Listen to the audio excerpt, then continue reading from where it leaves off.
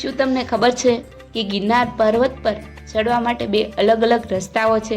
શું તમે ક્યારેક જૂના રસ્તાથી ડુંગરો ચડ્યા અથવા ઉતર્યા છો? ક્યાં છે આ જૂનો રસ્તો? શું શું જોવાલાયક છે આ જૂના રસ્તાઓ ઉપર? આ જૂનો રસ્તો ચડવા અને ઉતરવા માટે સહેલો છે કે અઘરો?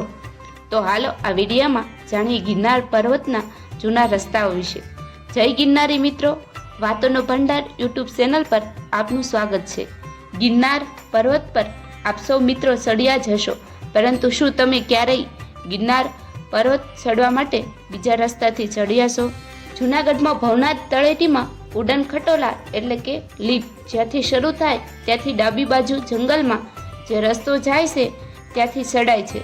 ગિરનાર પર્વત પર આ રસ્તો જંગલમાંથી પસાર થઈ અને જૈન દેરાસર પાસે નીકળાય છે. અહીંથી ખૂબ ઓછા લોકોની અવર જવર રહે છે. આ રસ્તો ગૌમુખી ગંગા મંદિરે નીકળે છે, જે જૈન દેરાસરથી થોડે ઉપર આવેલો છે. આ રસ્તામાં શ્રી રામ મંદિર, ભરતવન, સહસાવન, લક્ષ્મીનારાયણ મંદિર જેવા ધાર્મિક સ્થળોના દર્શન કરવામાં મળે છે. ભરતવન આ રસ્તાથી ડાબી બાજુ રહી જાય છે, જે રસ્તાથી 15 મિનિટ સુધી ચાલવાથી પહોંચી શકાય છે. ત્યાંથી ફરીવાર આ રસ્તે આવી અને ડુંગર ચડવાનો રહે છે. અહીંથી થોડે આગળ જતાં સહસાવન આવેલું છે. સહસાવનમાં જૈન ધર્મનું દેરાસર છે. ગાઢ જંગલોમાં ખૂબ જ રમણીય અને શાંત જગ્યામાં આ દેરાસર આવેલું છે, જેમાં દર્શન કરવા જવા માટે આપણી સાથે રહેલો બધો જ સામાન બહાર મૂકવો પડે છે. દેરાસરની અંદર ફોટો કે વિડીયો ઉતારવાની સખત મનાઈ છે. અહીંથી થોડે દૂર સુધી પગથિયા ચડતા વૃક્ષો પૂરા થઈ જાય અને મોટા મોટા પથ્થરો આવે છે, જેને જોતા જ લાગે કે આવડા મોટા પથ્થર એ પણ આમ સાવ અડી રહેલા હજારો વર્ષ જૂના પથ્થર આવા વાતાવરણના ફેરફાર થવા છતાં અડીખમ ઊભા છે, જે એક ચમત્કારિક વાત છે.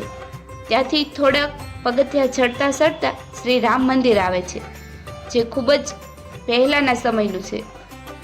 ડુંગર પર ખૂબ જ મોટી જગ્યામાં મંદિર અને તેનું પ્રાંગણ આવેલું છે. ત્યાંથી થોડે આગળ ચાલતા ભૈરવ દાદાની જગ્યા આવે છે, જ્યાં ખૂબ જ ઊંચા પથ્થર પર દાદાની કાળી ધજા ફરકાવેલી છે. ત્યાંથી આગળ જતાં ગૌમુખી ગંગા મંદિર આવેલું છે, જે જૈન દેરાસરથી થોડા પગથિયા આગળ અને બંને રસ્તા ભેગા થઈ જાય છે. ત્યાંથી 1000 જેવા પગથિયા જેવું ચાલતા અંબાજીનું મંદિર આવે છે. ડુંગરો ચડવા માટેનો આ રસ્તો ખૂબ જ અઘરો છે.